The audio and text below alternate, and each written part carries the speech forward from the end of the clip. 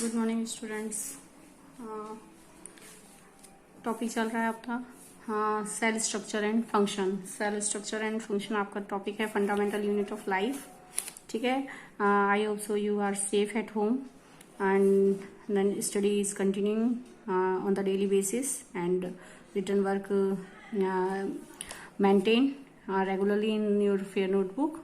ठीक है, चलिए स्टार्ट करते हैं अपना topic in class. Then the chapter is in running fundamental unit of life and in this video the chapter जो है आपका जो लास्ट हो जाएगा इस वीडियो में आपका। ठीक है, देखते हैं क्या है। आपके कुछ पॉइंट्स रह गए थे, सेल ऑर्गेनल्स हम डिस्कस कर रहे हैं जिसमें आपका सेल ऑर्गेनल्स में आपका रह गया था, देखिए सेंट्रोसोम। सेंट्रोसोम के बारे में बताना था मुझे, वैक्यूल के बारे में बताना था और आपका एक और टॉपिक था सेल डिवीजन। ओके ठीक है, पहले हम इन तीन टॉपिक के बारे में डिस्कस करते हैं क्या होते हैं सेंट्रोसोम, वैक्यूल। जबकि मैंने आपको कुछ माइक्रो ऑर्गेनल्स पढ़ाए, सॉरी कुछ आपको मैंने ऑर्गेनल्स पढ़ाए थे। कौन कौन से सेल ऑर्गेनल्स थे आपके, एंडोप्लाज्मिक रेटिकुलम, साइड आपका गोल्जी अपरेटस, लाइसोसोम, इनके बारे में डिस्कस कर चुके हैं आपसे। माइटोकॉन्ड्रिया, प्लास्टिड, ये सब हो गए थे। ठीक है, इनमें से centrosome is present only in animal cell. किसमें होता है देखेंगे, एनिमल सेल में। बहुत ज्यादा डीप नहीं है आपकी सिलेबस के accordingly. Centrosome is present only in animal cell, animal cell में, प्लांट सेल में नहीं है। इसका यहाँ रोल क्या है कि एनिमल सेल में प्रेजेंट है, it is present near the nucleus. कहां पर होता है, नियर द न्यूक्लियस। डायग्राम एक ही जगह बनाएंगे and it is made by two parts. दो पार्ट से मिलकर बना होता है, टू पार्ट्स, दो पार्ट से मिलकर बने होते हैं। इनके दोनों पार्ट्स का नाम क्या होता है, सेंट्रियोल्स।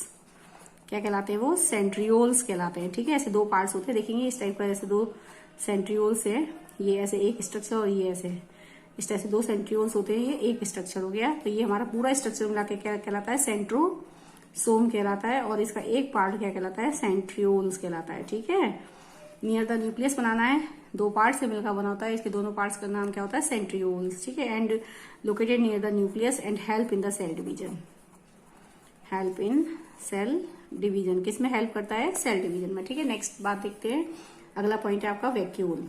अगर मैं वैक्यूल के बारे में डिस्कस करूं तो वैक्यूल जैसे कि हम पढ़ते हुए आ रहे हैं कि वैक्यूल वो सेल ऑर्गेनल है जो कि प्लांट सेल में, आप जानते हैं कि प्लांट सेल में वैक्यूल वो ऑर्गेनल है जो कि बहुत ज्यादा स्पेस सराउंड करता है, 50 to 90% space surrounded by the vacuole, so that the nucleus comes at the periphery of the cell.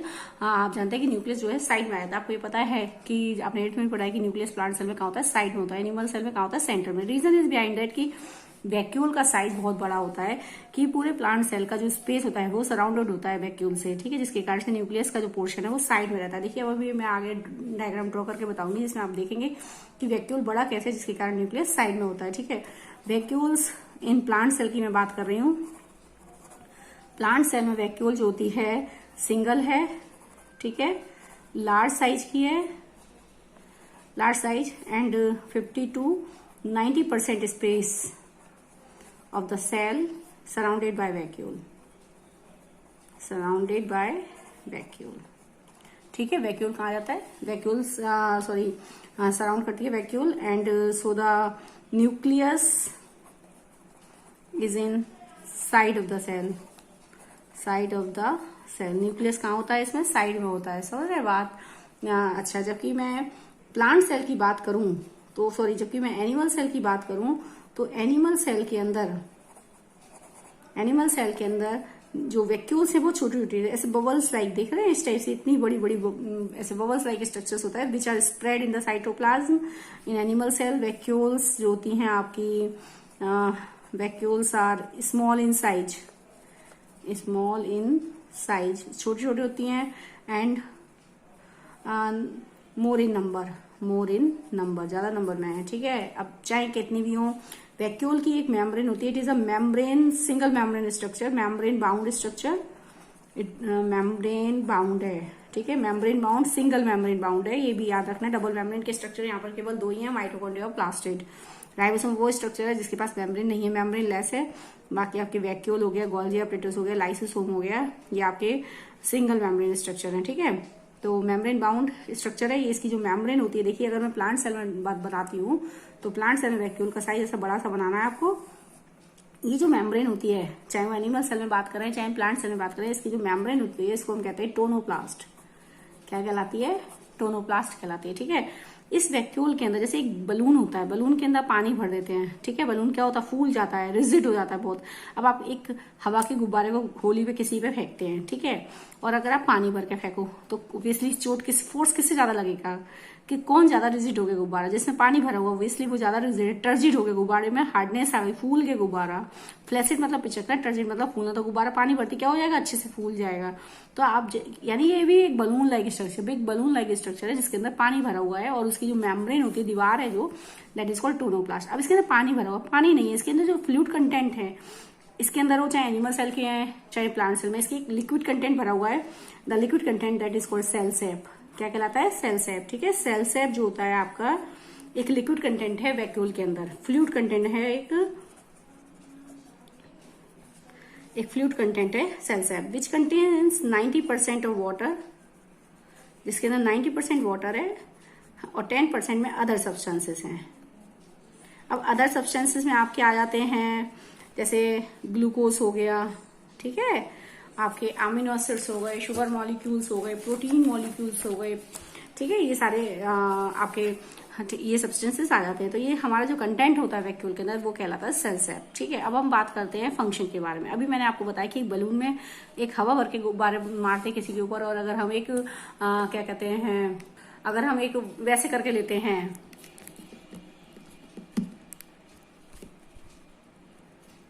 समझ रहे बात, अगर मैं इसको डायरेक्टली अगर मैं लेती हूँ करके, जैसे अगर पानी भर के किसी के ऊपर डालते हैं तो आपने देखा होगा, अगर हम पानी भर के उसमें किसी पर डालते हैं तो वो ज्यादा उस पर फोर्स लगता है। ठीक है, तो ज्यादा फोर्स लगता है यानी वो टर्जिड हो गई, दूसरा पानी भरने से फूल गई। तो यहाँ पर प्लांट सेल में क्योंकि वैक्यूल बहुत बड़ी है, तो प्लांट सेल में जनरली इसका काम क्या है, देखो मैंने भी बताया कि सेल सेप होता है इसके अंदर प्लांट सेल में, प्लांट सेल की बात कर रही हूँ। तो सेल सेप एक तो इसका काम हो गया स्टोरेज का, क्योंकि सेल सेप है, सेल सेप में क्या होता है, ग्लूकोज, एमिनो एसिड मॉलिक्यूल्स ये सब होते हैं। ठीक है, तो एक तो काम हो गया स्टोर करने का। स्टोर के अलावा इसका काम क्या है, प्लांट की सेल को टर्जिडिटी देता है, टर्जिडिटी देता है। ठीक है, और उसकी क्या देता है, रिजिडिटी देता है, रिजिडिटी देता है। अगर मैं एनिमल सेल में बात करूं तो एनिमल सेल में तो इतनी बहुत ज्यादा बड़ी बड़ी वैक्यूल्स है नहीं, छोटी है, तो जस्ट उसमें जो लिक्विड कंटेंट है वो भी बहुत कम अमाउंट में है, समझ रहे हैं, बहुत कम अमाउंट में लिक्विड कंटेंट है। जब उसके अंदर लिक्विड कंटेंट की अमाउंट कम है तो ऑब्वियसली केवल अब वो टर्जिडिटी ऑफ आपको रिजिडिटी तो प्रोवाइड करेगी नहीं, तो जस्ट स्टोर करता है सब्सटेंसेस को। तो in animal cell vacuoles have the major roles in storage. ठीक है, स्टोरेज से रिलेटेड इसका काम होता है एनिमल सेल में। ये हो गया हमारा कंसेप्ट वैक्यूल का। ठीक है, इसके बाद हम बात करते हैं आपके related cell division. Cell division, देखिए सेल डिवीजन का मतलब है, बार बार पढ़ा रहे हैं कि विरकोव जो होता है, विरकोव ने बताया कि all the cells arise from pre existing cells, हर नई सेल पुरानी सेल से बनती है। सीधी सी बात है, बच्चे कहाँ से आते हैं, मम्मी पापा से ही तो आते हैं। ठीक इसी प्रकार से एक नई सेल से पुरानी जो नई सेल्स बनती हैं वो किससे बनती हैं, पुरानी सेल से। So we can say all the cells arise from, all the new cells arise from pre existing one. हर नई सेल की उत्पत्ति किससे होती है, पुरानी सेल से होती है। This is the process is called cell division, यानी जो नई सेल बनती है which is called daughter cell. जैसे जो बच्चे नए आते हैं वो डॉटर्स कहलाते हैं, और जो जिनसे आते हैं वो उनके पेरेंट्स कहलाते हैं। ठीक इसी प्रकार यहाँ पे सेल डिवीजन, क्योंकि एक cell is able to reproduce, यानी सेल में कैपेबिलिटी होती है कि वो नई अपनी सेल को, अपनी ही जैसी सेल को डेवलप करती हैं। तो यहाँ पर ये प्रोसेस कहलाता है सेल डिवीजन, यानी पेरेंट सेल से, पेरेंट सेल जिससे वो डेवलप हो रही है नई सेल्स, वो पेरेंट सेल कहलाती है।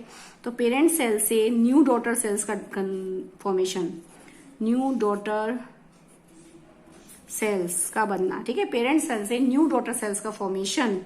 ठीक है, अब new daughter sales one more और वन कितनी भी हो सकती है, वन और मोर कितनी भी हो सकती है, वन और मोर एक है। ठीक है, सॉरी वन नहीं आएंगी, टू आएगी। ठीक है, पेरेंट सेल से न्यू डॉटर सेल्स का फॉर्मेशन, टू और मोर डॉटर सेल्स का formation. The process is called cell division. It is a process by which a parent cell divide into two और मोर डॉटर सेल्स। अगर मैं इसको define में बताऊंगी तो क्या बताऊंगी, सेल डिवीजन क्या होता है, it is a process to develop new daughter cells, two और more new daughter cells from the parent cells. ठीक है, पेरेंट सेल से दो या दो से ज्यादा डॉटर सेल्स का बनना, this is called cell division. क्या कहलाता है, सेल डिवीजन। अब देखिए हमारी बॉडी की सभी सेल्स पे देखिए the formation of new daughter sales,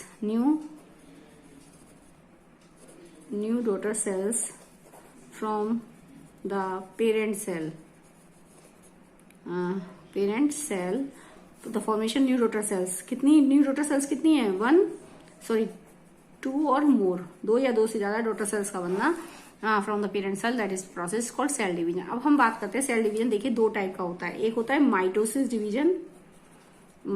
division और दूसरा होता है म्यूसिस डिवीजन। ठीक है, ये हमारी बॉडी में होता कैसे है, बात ये है। अब माइटोसिस और म्यूसिस डिवीजन हमारी बॉडी की सेल्स में पाए जाते हैं। अब देखिए बॉडी की सेल्स की मैं बात कर रही हूँ, तो बॉडी की सेल्स हमारी 2 टाइप की होती हैं। हमारी बॉडी में वो 2 टाइप की सेल्स होती है, एक होता है हमारी सोमेटिक सेल्स, ठीक है, ये हमारी पूरी बॉडी इन्हीं सेल से बनी है, और दूसरी होती है हमारी जर्म सेल्स।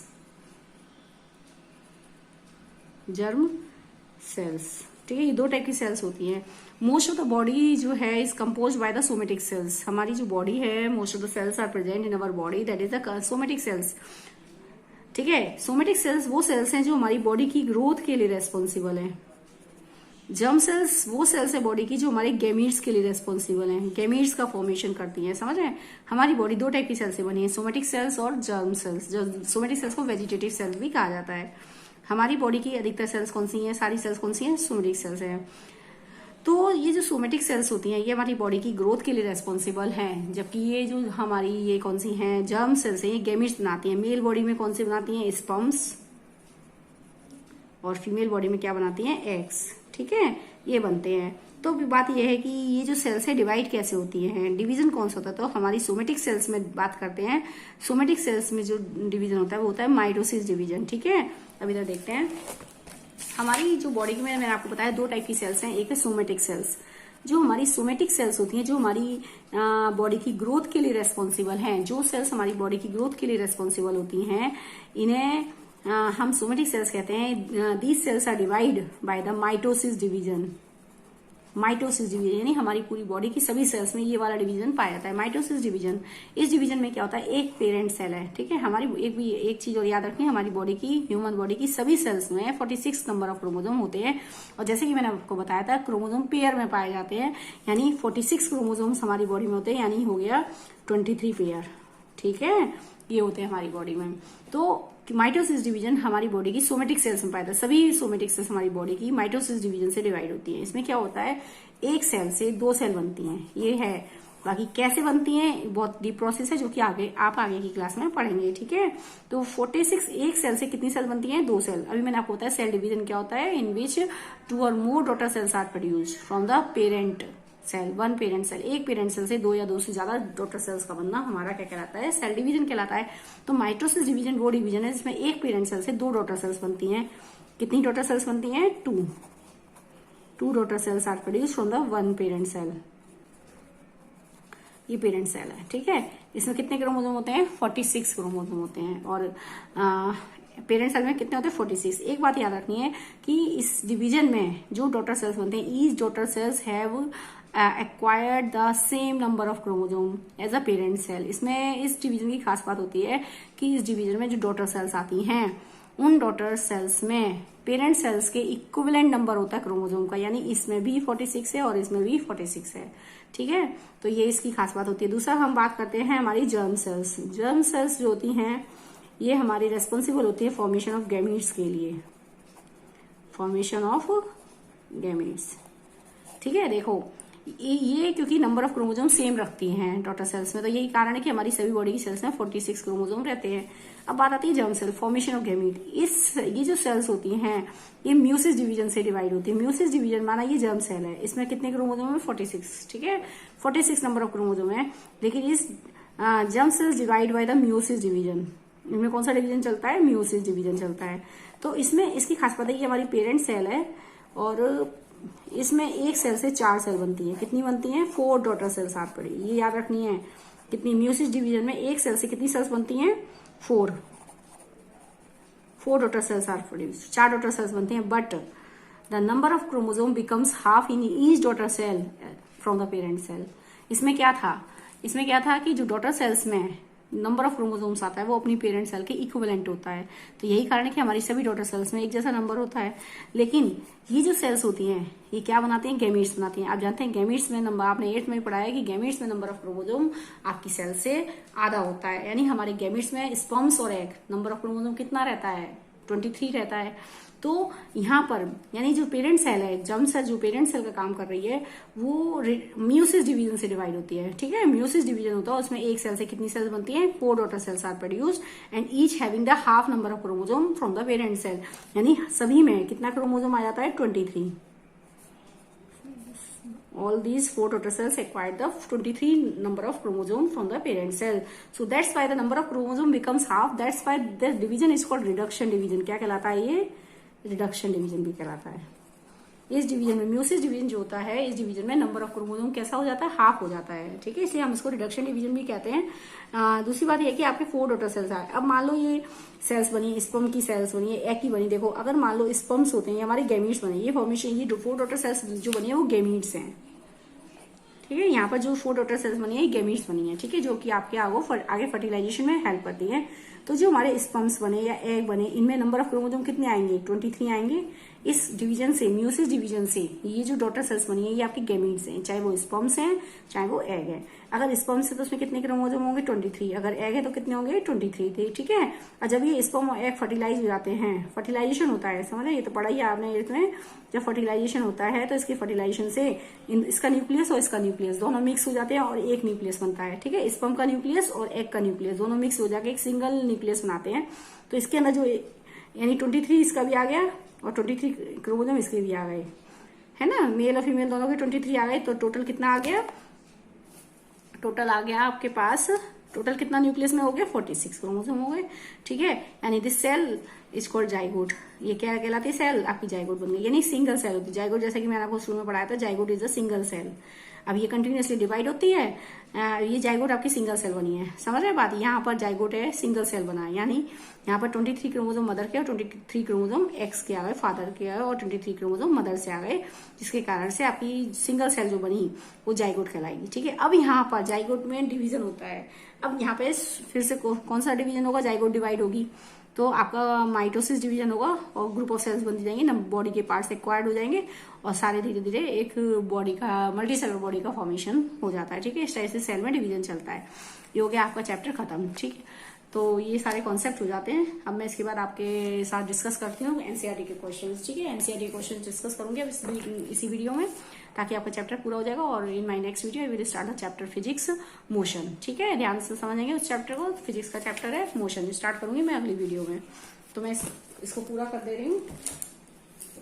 एक बार जस्ट समराइज करते हैं क्वेश्चंस, क्योंकि आपने पढ़ तो रखे ही हैं, कोई दिक्कत नहीं आएगी। आई उसको कि सारा आपने कॉन्सेप्ट देख रखा है कि क्या क्वेश्चन है। तो मैं एक बार और पीडीएफ में इनके आंसर्स मैं आपको प्रोवाइड करा दूंगी।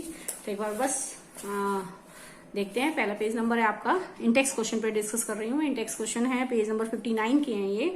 पहला क्वेश्चन देखेंगे page number 59, who discovered cell and how. सारे आपने टॉपिक मैंने आपको नोट्स पढ़ाई दिए हैं, चैप्टर पूरा कराई दिया आपको, तो उससे रिलेटेड क्वेश्चंस हैं। देखते हैं क्या है। Who discovered cell and how, cell की डिस्कवरी किसने की, आप जानते हैं सेल की डिस्कवरी किसने की, रॉबर्ट हुक ने इन 1665 में की, by the thin slice of cork. एक कॉर्क के पीस को under the self design microscope में जब उन्होंने देखा तो उन्होंने क्या देखे, small compartments, box like structure देखे जैसे हनी कॉम में होते हैं, एंड कॉल्ड सेल। उनको क्या नाम दिया, सेल नाम दिया। ठीक है, अगला क्वेश्चन पे देखते हैं, why is a cell called structural and functional unit of life. Cell को हम स्ट्रक्चरल और फंक्शनल यूनिट क्यों कहते हैं, because the all the organism are made up of the cell, क्योंकि सभी प्लांट्स और एनिमल्स किससे बने होते हैं, सेल से। And all the functions essential for life, हमारी लाइफ के लिए जो function essential like breathing, circulation, ठीक है, digestion, all these functions are perform by the cell. किसके द्वारा परफॉर्म किए जाते हैं, सेल के द्वारा परफॉर्म होते हैं। So that's why the cell is called the functional unit. आगे डिस्कस करते हैं अगले क्वेश्चंस को। ठीक है, नेक्स्ट मैं बात कर रही हूँ पेज नंबर 61। पेज नंबर देखेंगे, ये 61 वो क्वेश्चन है। ये how do substances like carbon dioxide and water move in and out of the cell, discuss. उसने कहा कि substances like carbon dioxide and water कैसे मूव करते हैं, हमने पढ़ रखा है। सेल में, सेल जो होती है, सेल की चारों तरफ मेम्ब्रेन होती है, उसकी कौन सी मेम्ब्रेन कहलाती है, प्लाज्मा मेम्ब्रेन। ठीक है, तो कार्बन डाइऑक्साइड आप जानते हैं गैस है, गैस का मूवमेंट तो मैंने आपको बताया था डिफ्यूजन से होता है, और पानी का मूवमेंट किससे होता है, ऑस्मोसिस से। तो आपको बताना है कि how do substances like carbon dioxide and water moves in and out of the cell. Carbon dioxide is the gas, so it moves inside and outside from higher concentration to low concentration. क्योंकि जब respiration होता है तो carbon dioxide की concentration ज्यादा हो जाती है सेल के अंदर, तो वो मूव कर जाती है बाहर की ओर। ठीक है। और ऑक्सीजन की कंसेंट्रेशन ज्यादा होती है बाहर, तो वो बाहर से अंदर मूव कर जाती है, high concentration to low concentration without semi permeable membrane. तो यहाँ पर एक बात हुई कि ये हो गया आपका, कह सकते हैं कि ये आपका क्या है, मतलब डिफ्यूजन है, ठीक है। वाटर मूव करता है, वाटर के मॉलिक्यूल मूव करते हैं through the semi permeable membrane. The movement of water molecules from high concentration to low concentration through the semi permeable membrane, ये आपका ऑस्मोसिस से मूव कर रहा है। प्लाज्मा मेम्ब्रेन आपको पता ही है, plasma membrane because it allow only certain substances in and out of the cell, कुछ सब्सटेंसेस को अंदर करती है, कुछ सब्सटेंसेस को बाहर करती है, क्योंकि प्लाज्मा मेम्ब्रेन पोरस है, उसके पोर्स बहुत छोटे होते हैं, जिसकी मदद से छोटे मॉलिक्यूल्स तो आ जा सकते हैं लेकिन बड़े मॉलिक्यूल्स आ जा नहीं सकते। So that's why it allows only the solvent molecules to allow and to enter और टू एग्जिट, ठीक है। बट सॉलिड मॉलिक्यूल पार्टिकल्स होते हैं, बड़े होते हैं, जिसके कारण उनको आने के लिए अलाउ नहीं करते। सो वी कैन से कि it allow only certain substances in and out of the cell, ठीक है। आगे डिस्कस करते हैं, ये आपने देखिए नेक्स्ट है इसका आंसर पेज नंबर 63, ठीक है।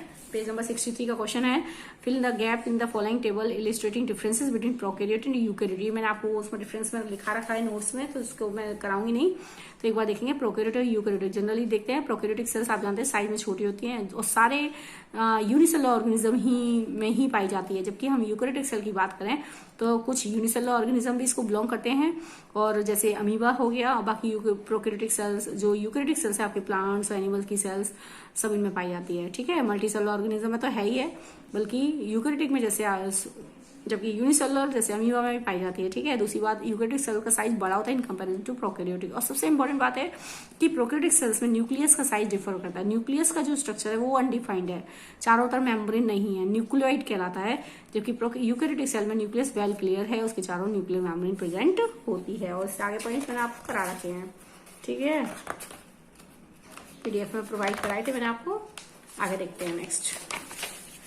नेक्स्ट है आपका नेक्स्ट क्वेश्चन है, पेज नंबर देखेंगे 65। Next question, can you name 2 organelles which have studied the content eight their own genetic material.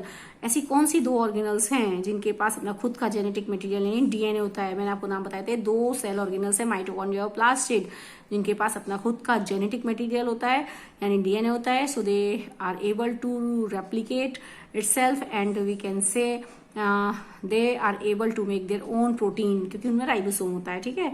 If the organisational cell is destroyed due to some physical or chemical influence, what will happen. यदि किसी cell का organisation disturb हो जाए तो क्या होगा। सीधी सी बात है, हमारे घर की बाउंड्री क्या होती है, आप ऐसे समझो, घर की बाउंड्री होती है, दीवारें होती है, अगर उस दीवार को कोई तोड़ दे तो हमारे ऊपर धूप का, बारिश का, सब चीजों का इफेक्ट पड़ेगा, ठीक है। हम किसी तबीयत खराब हुई और बहुत ज्यादा कंडीशन होता है तो एक पर्सन की क्या हो सकती है, डेथ भी हो सकती है, ठीक है। या फिर हम कहते हैं हमारी बॉडी का सारे ऑर्गन्स खराब हो जाएं तो क्या होगा, फाइनली मर जाएंगे। तो वही चीज यहाँ पर वो कह रहा है कि सेल है, सेल का ऑर्गेनाइजेशन मतलब उसके सेल ऑर्गेनल्स वगैरह अगर डिस्टर्ब हो जाए, डैमेज हो जाए तो क्या होगा, सेल डाई हो जाएगी फाइनली, ठीक है। Next, why are lysosome known as suicide, ये मैंने आपको करा रखा है कि जब लाइसोसोम सेल जो होती है आपकी बहुत डैमेज या डेड हो जाती है तो इन केस क्या होता है, जो लाइसोसोम्स होते हैं वो सारे बर्स्ट हो जाते हैं, उसके अंदर जो डाइजेस्टिव एंजाइम्स होते हैं वो स्प्रेड हो जाते हैं पूरी सेल में और अपनी ही सेल को डाइजेस्ट कर देते हैं। So we can say lysosome is known as suicide bag because when the cell is damage or dead, lysosome in the case lysosome burst and spread the enzymes and digest own cell, अपनी ही cell को digest कर देते हैं, ठीक है। Where are protein synthesize, protein तो कहाँ बनते हैं, प्रोटीन फैक्ट्री कौन है, राइबोसोम, और राइबोसोम को बनाने का काम करता है न्यूक्लियोलस। कौन करता है, न्यूक्लियोलस, ध्यान रखेंगे इस चीज का, ठीक है। अब आ जाते हैं एक्सरसाइज क्वेश्चंस पे। Exercise question make a comparison और write out down in ways in which plant cell are different from the animal cell.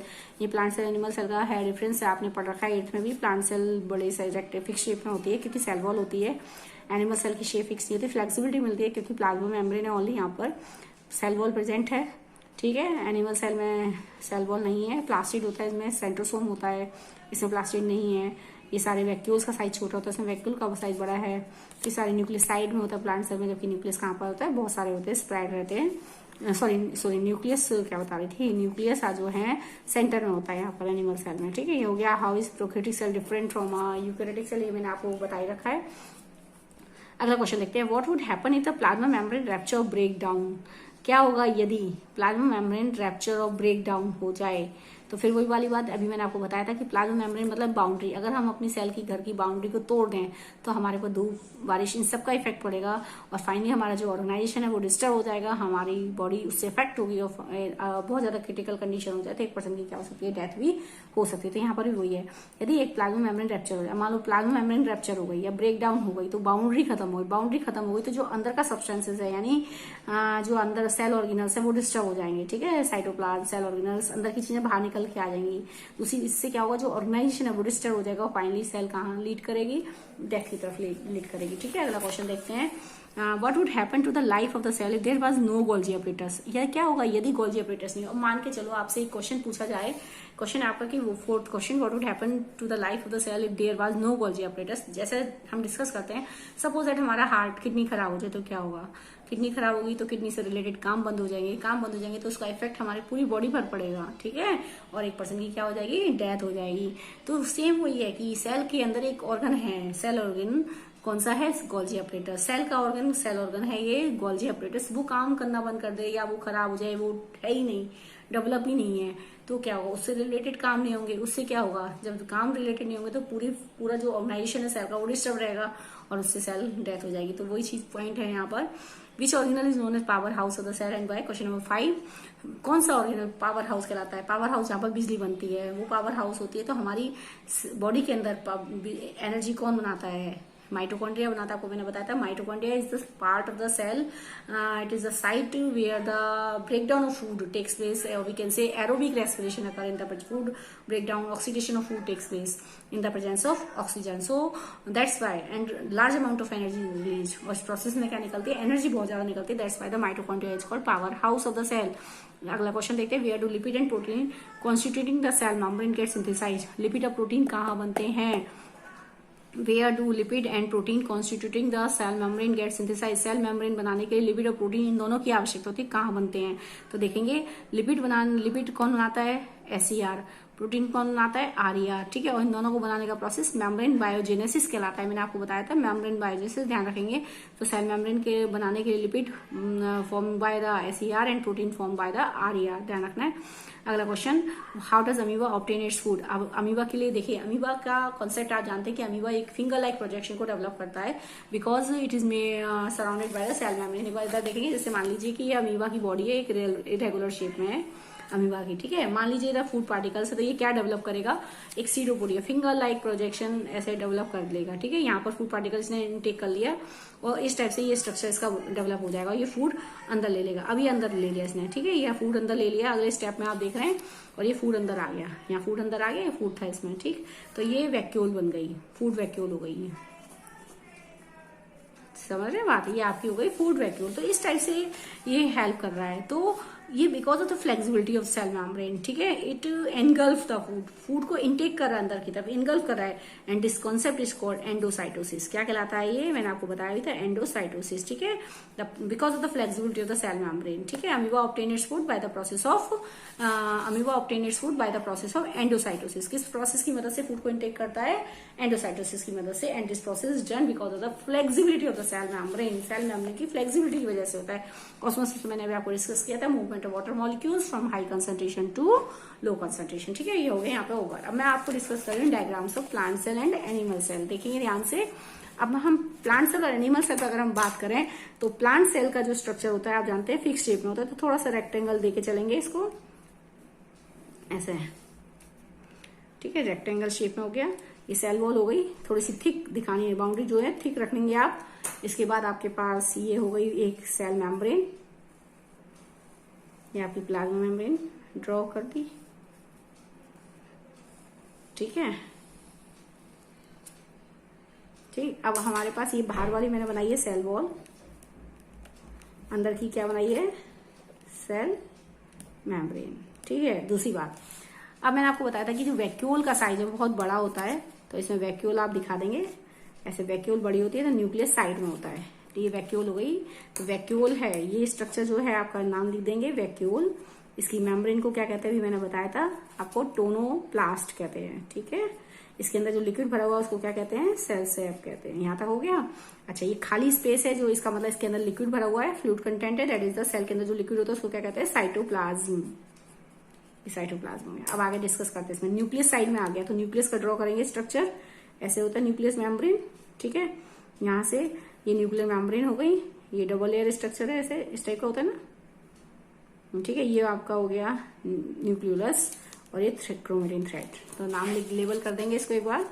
ये आपका स्ट्रक्चर है न्यूक्लियस, ठीक है, और ये आपका हो गया क्रोमेटिन, और ये कौन सा हो गया, न्यूक्लियोलस। न्यूक्लियोलस ये इस टाइप से आप बनाएंगे, ठीक है। अब इसमें क्योंकि आप जानते हैं इसमें स्प्रेड नेटवर्क है एंडोप्लाज्मिक रेटिकुलम का, तो जरा इससे कनेक्ट करते हुए, ठीक है, इस आउटर मेम्ब्रेन, ये आपकी न्यूक्लियस की आउटर मेम्ब्रेन है, इससे ये नेटवर्क कनेक्ट करना है। जरा ऐसे बनाएंगे, ठीक है, ऐसे,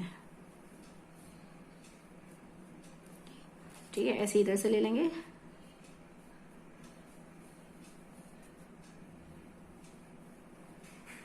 ठीक है, इस टाइप से स्प्रेड कर देंगे। यहाँ पर इसमें कुछ पॉइंट्स आप दिखा सकते हैं। ये RER पार्टिकल्स हो गए, सॉरी राइबोसोम पार्टिकल्स हो गए, ये इसके ऊपर हैं, इस पे नहीं दिखाने हैं। तो इसका मतलब ये आपका हो गया, ये जो स्ट्रक्चर है आपका RER कहलाएगा, और ये क्या हो गया आपका SER। समझ रहे बात, ये आपका SER का स्ट्रक्चर हो गया, ठीक। अच्छा, आपने इसमें देखा कि ये जो है राइबोसोम के पार्टिकल जो आपने रेड डॉट सिखाए हैं, ये राइबोसोम पार्टिकल्स है, ये इस पर भी प्रेजेंट होते हैं और आपके साइटोप्लाज्म में भी ऐसे स्प्रेड होते हैं। तो ऐसे जगह जगह 2-4 जगह आप स्प्रेड करेंगे, जहां जगह दिखती है आपको, ठीक है, ऐसे स्प्रेड करनी है, ठीक। ये इनको लेबल कर दो आप पहले। तो सबसे पहले यहाँ पर हमने लेबल करा इनको राइबोसोम से, ठीक है। अब इसमें क्लोरोप्लास्ट दिखाते हैं, ठीक है। क्लोरोप्लास्ट देखिए माइटोकॉन्ड्रिया, ये माइटोकॉन्ड्रिया है। तो माइटोकॉन्ड्रिया का इस फिंगर लाइक प्रोजेक्शन में होती है वॉल, 1-2 जगह दिखा देंगे, ताकि ये आपको इसको लेबल कर देंगे यहाँ पर माइटोकॉन्ड्रिया। ये हमारा क्या है, माइटोकॉन्ड्रिया, ठीक है, देख रहे हैं, ये आपने माइटोकॉन्ड्रिया हो गया। इसके अलावा इसमें क्या होता है, क्लोरोप्लास्ट, क्योंकि आप प्लांट सेल की डिस्कस कर रहे हैं। डबल लेयर स्ट्रक्चर बनाएंगे, देखिए प्लांट सेल ऐसे बनाएंगे, प्लांट सेल के अंदर ये क्लोरोप्लास्ट ऐसे दिखा देंगे, 2-4 जगह इसमें ऐसे दिखा देते हैं हम, ठीक है। ये पता चल रहा है कि हमारा क्या है, क्लोरोप्लास्ट। ल्यूकोप्लास्ट दिखा देंगे इसमें, क्योंकि क्लोरोप्लास्ट है तो ल्यूकोप्लास्ट भी दिखा दो, ये ऐसे ऐसे करके दिखा देंगे इसमें, ठीक है। इस टाइप से सर्कल मार देंगे इसमें अंदर। तो ये इसको लेबल कर देते हैं हम, इस वाले को स्ट्रक्चर को ल्यूकोप्लास्ट, ल्यूकोप्लास्ट, प्लास्टिड है ना, ये कौन है, प्लास्टिड, ठीक है। ये कौन है, क्लोरोप्लास्ट, क्लोरोप्लास्ट, ये भी क्या आपका प्लास्टिड, ठीक है। इस टाइप से आपने ये कर लिया आपने, ये क्लोरोप्लास्ट हो गया, प्लास्टिड हो गया आपका, ठीक है। नेक्स्ट है आप इसमें वैक्यूल तो आपकी बन गई। हाँ, गोल्जी अपरेटस, गोल्जी अपरेटस का स्ट्रक्चर ध्यान से देखेंगे, इस टाइप से बनाना है आपको, इस टाइप से थोड़ा सा कर्व शेप में ट्यूब्स रखेंगे, कर्व शेप की ट्यूब्स हैं, ठीक है। 3-4 के स्टैक बनाएंगे इस टाइप का। तो यहाँ पर थोड़ा सा लोकेट कर दे रही हूँ मैं, ये जगह से, ठीक है, ऐसे कर्व शेप में। ये आपका गोल्जी अपरेटस है, इस टाइप से। यहाँ इधर देखेंगे, ऊपर देखेंगे, इस टाइप से गोल्जी अपरेटस बनाना है। यहाँ पर मैंने लोकेट कर दिया है, ये आपका हो गया, यहाँ पे इसको नाम डाल रही हूँ गोल्जी अपरेटस, ठीक है। ये गोल्जी अपरेटस है, गोल्जी बॉडी, ठीक है, गोल्जी बॉडी हो गई आपकी। वैक्यूल्स, ठीक है। अब आपकी वैक्यूल्स हुई है, इसमें क्या स्प्रेड होता है, लाइसोसोम, लाइसोसोम, ये ब्लैक पेन से मैं बना रही हूँ, देखेंगे लाइसोसोम, ये इस टाइप से ऐसे थोड़े से बड़े बड़े सर्कल दिखा के उसके अंदर डॉट्स मार देना, ताकि डॉट्स दिखाने से क्या होगा कि पता चल रहा है डाइजेस्टिव एंजाइम्स होते हैं इसके अंदर, ठीक है। ये इस टाइप से दिखा देंगे, ये लाइसोसोम, इनकी लेबलिंग कर देंगे हम, इस पे लेबल कर देंगे लाइसोसोम, ठीक है। और ये आपका स्ट्रक्चर हो गया प्लांट सेल, समझ रहे हैं बात। तो ये आप देखते हैं, इस टाइप का स्ट्रक्चर आपके पास आ गया, ये हमारा क्या हो गया, प्लांट सेल। तो सारी लेबलिंग हो गई हमारी। अब मैं आप, ठीक है, ये गोल्जी अपरेटस हो गया, ये गोल्जी बॉडी, न्यूक्लियस हो गए, सारे आ गए इसमें पॉइंट, सारे सेल ऑर्गेनेल्स हो गए, आपका डायग्राम हो गया, इस टाइप से बना सकते हैं आप। अदरवाइज मैं आपको वैसे भी प्रोवाइड कराऊंगी बुक का भी, जो आपको सूटेबल लगे वो बना लेना, ठीक है। एनिमल सेल में आप देखते हैं, एनिमल सेल। अब एनिमल सेल की शेप क्योंकि आप जानते हैं वैसी होती है, थोड़ी सी इरेगुलर शेप में होती है, तो आप जनरली इस टाइप का स्ट्रक्चर देंगे इसको, थोड़ी सी। तो आप देखते हैं ये न्यूक्लियस है, ये इस टाइप का न्यूक्लियस रखना है,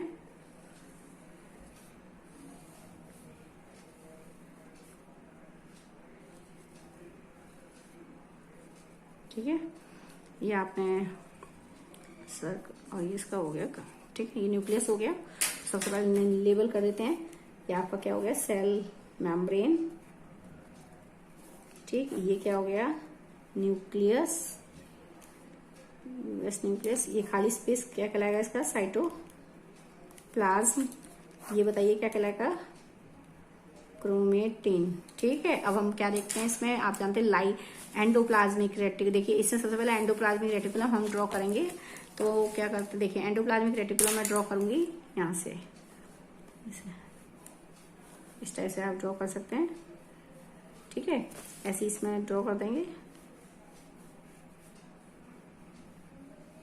ठीक है, ये आपका एंडोप्लाज्मिक रेटिकुलम है। थोड़ा सा इसमें पॉइंट्स ऐसे दिखा देंगे आप। तो जब आप इसको ऐसे दिखाते हैं तो इसकी लेबलिंग करते हैं, आप जानते हैं जब हम इसको लेबल करेंगे क्या हो गया, SER, और ये आपका हो गया, सॉरी ये आपका ये हो गया RER।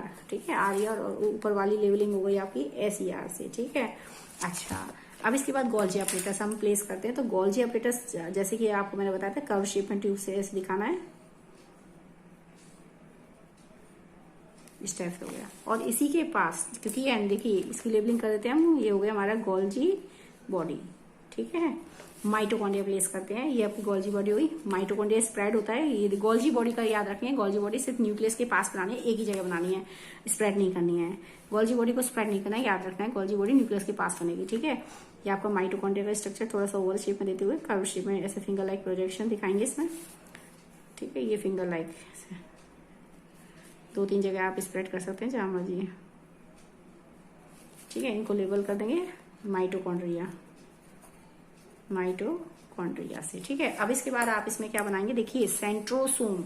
सेंट्रोसोम मैंने आपको बताया था 2 सेंट्रियोल से मिलकर बना होता है। तो इस टाइप से आपको सेंट्रोसोम दिखा देना है, इस टाइप का सेंट्रोसोम दिखा देंगे। ये हो गया आपका सेंट्रोसोम। ठीक है, ये 2 पार्ट से मिलकर बना होता है, इसके दोनों पार्ट्स क्या कहलाते हैं, सेंट्रियोल्स कहलाते हैं। तो इस टाइप से आप यहाँ इसको दिखा सकते हैं, न्यूक्लियस के पास होता है, ये भी एनिमल सेल में। ठीक है, ये हो गया, इसकी लेबल कर देंगे सेंट्रोसोम से। ठीक है, ये सेंट्रोसोम हो गया है। अब इसके अलावा आप सेंट्रोसोम हो गया, माइटोकॉन्ड्रिया हो गया। अच्छा, इसके अंदर लाइसोसोम होता है। तो देखिए लाइसोसोम के अंदर एंजाइम्स होते हैं, डाइजेस्टिव एंजाइम्स। तो आप ऐसे ऐसे डॉट दिखाते हैं, थोड़ा सर्कल बड़ा करके इसमें डॉट्स दिखाएंगे, याद रखें डॉट्स दिखाने हैं अंदर। ये डॉट्स क्या शो करते हैं आपके, इसमें डाइजेस्टिव एंजाइम्स हैं, ऐसे जगह शो करते हैं। ये आपका हो गया लाइसोसोम। ठीक है, और क्या बनाना है, वैक्यूल्स। ठीक है, वैक्यूल्स दिखानी है आपको। तो वैक्यूल्स आप छोटी होती हैं, स्प्रेड होती हैं, तो आप वैक्यूल्स को देखेंगे। इस टाइप से मैं बना दे रही हूँ वैक्यूल्स। तो आप वैक्यूल्स लेंगे, देखिए ये ऐसे छोटी छोटी वैक्यूल, इसमें कुछ स्प्रेड नहीं करना है। ठीक है, वैक्यूल्स हैं आपकी, देख रहे हैं इस टाइप से, इनको ये ब्लू पेन से मैंने बताएंगे वैक्यूल्स हैं। ठीक है, इसको लेबल कर देंगे, ये वैक्यूल है। ठीक, वैक्यूल्स होती हैं स्प्रेड। अच्छा, इसमें राइबोसोम पार्टिकल्स हैं। ठीक है, राइबोसोम के जो पार्टिकल्स हैं आपके, जो मैंने ER पे बनाए हैं, एंडोप्लाज्मिक रेटिकुलम पे राइबोसोम के पार्टिकल्स हैं, ये स्प्रेड भी तो होते हैं। तो जगह जगह थोड़ा सा इनको स्प्रेड कर देंगे, इस तरह से डॉट डॉट दिखाने ने।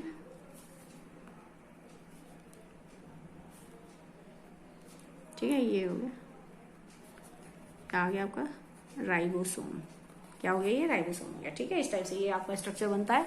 और ये हो गया आपका एनिमल सेल, एनिमल सेल। ठीक है, तो ये आपके कॉन्सेप्ट तैयार होता है। तो देख लीजिए आप क्या है, ये हमारी बाउंड्री हो गई, इसकी क्या कहलाती है, ये सेल बाउंड्री है, that is a cell membrane है। ठीक है, ये इसके अंदर का लिक्विड मैंने आपको बताया क्या कहलाएगा, साइटोप्लाज्म कहलाया। ठीक है, इसके अंदर ये न्यूक्लियस का स्ट्रक्चर है, ये देखेंगे ये न्यूक्लियोलस है, ये हम लेबल कर देते हैं न्यूक्लियोलस है। ठीक है, ये हमने एंडोप्लाज्मिक रेटिकुलम में स्प्रेड करी है। ये एंडोप्लाज्मिक रेटिकुलम के ऊपर डॉट लाइक पार्टिकल्स, ये आपके RER कहलाए। रफ एंडोप्लाज्मिक रेटिकुलम में डॉट लाइक पार्टिकल्स आपके क्या कहलाएंगे, ये एंडोप्लाज्मिक रेटिकुलम पर रिप्रेजेंट है और जगह जगह स्प्रेड भी है। तो ये राइबोसोम पार्टिकल्स हो गए। माइटोकॉन्ड्रिया को स्प्रेड करना है तो माइटोकॉन्ड्रिया फिंगर लाइक प्रोजेक्शन में रखेंगे, इस टाइप से। ये आप इस टाइप से ड्रॉ करेंगे, माइटोकॉन्ड्रिया को देखेंगे फिंगर लाइक प्रोजेक्शंस में अंदर रखनी है, फिंगर लाइक प्रोजेक्शन, तो स्प्रेड कर देंगे 3-4 जगह। लाइसोसोम के पार्टिकल्स आपको ऐसे बनाने हैं। ठीक है, ये लाइसोसोम है आपका, सर्कल सा बना के इसमें आप पॉइंट्स डालेंगे। ठीक है, ये आपका हो गया लाइसोसोम। ये गोल्जी ऑपरेटर्स है, मैंने गोल्जी ऑपरेटर्स आपको देखेंगे यहाँ पे ऐसे बनाना है। गोल्जी ऑपरेटर्स का स्ट्रक्चर आप ऐसे बनाएंगे कर्व शेप में। ठीक है, 3-4 की स्टेक्स बनानी। ये आपका गोल्जी एपरेटस है, इस टाइप से गोल्जी एपरेटस को ड्रॉ करेंगे। ये सेंट्रोसोम इस टाइप से ड्रॉ करेंगे, ठीक है। ये आपका हो जाता है। तो ये आपका स्ट्रक्चर हो गया एनिमल सेल का। एक बार सारा देख लेते हैं दोबारा से। ये आपका पूरा स्ट्रक्चर है प्लांट सेल का। ये प्लांट सेल का आपका जाता है, और यहाँ पे कौन सा जाता है, ये आपका है एनिमल सेल का, ठीक है। समझ रहे हैं बात। ये आपका पूरा स्ट्रक्चर बन जाता है आपका एनिमल सेल, ठीक है।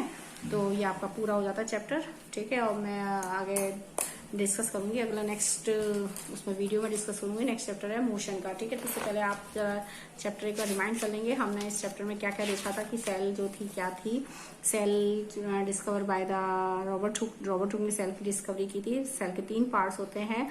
आउटर बाउंड्री है सेल मेम्ब्रेन, सेल मेम्ब्रेन उसकी बाउंड्री है, और उसके चारों ओर प्लांट सेल में एक और रिजिड मेम्ब्रेन प्रेजेंट होती है, that is made by the cellulose. किसकी बनी होती है, सेलुलोज की, that is called cell wall. क्या कहलाती है, सेल वॉल, जिसके कारण आपकी जो प्लांट सेल होती है उसको एक फिक्स्ड शेप मिलती है, फिक्स बाउंड्री मिलती है, ताकि वो, और उनको रिजिडिटी प्रोवाइड कराते हैं, ताकि वो लॉन्ग टाइम तक जो है स्टे कर सकते हैं, धूप में, बारिश में, इन सब चीजों में क्या करते हैं, स्टे करते हैं, ठीक है। इसके अलावा अगर हम बात करें तो न्यूक्लियस एक मास्टर ऑर्गन है सेल का। जैसे हमारी बॉडी में ब्रेन होता है, ब्रेन का काम क्या होता है कि सारे आपके फंक्शंस को कंट्रोल करता है, ठीक इसी प्रकार से आपकी सेल के अंदर एक मास्टर ऑर्गन है न्यूक्लियस, जो कि आपकी कंट्रोल करता है आपकी सारे फंक्शंस को, कौन सा काम कैसे होना है, सभी कामों को वो कोऑर्डिनेट भी करता है।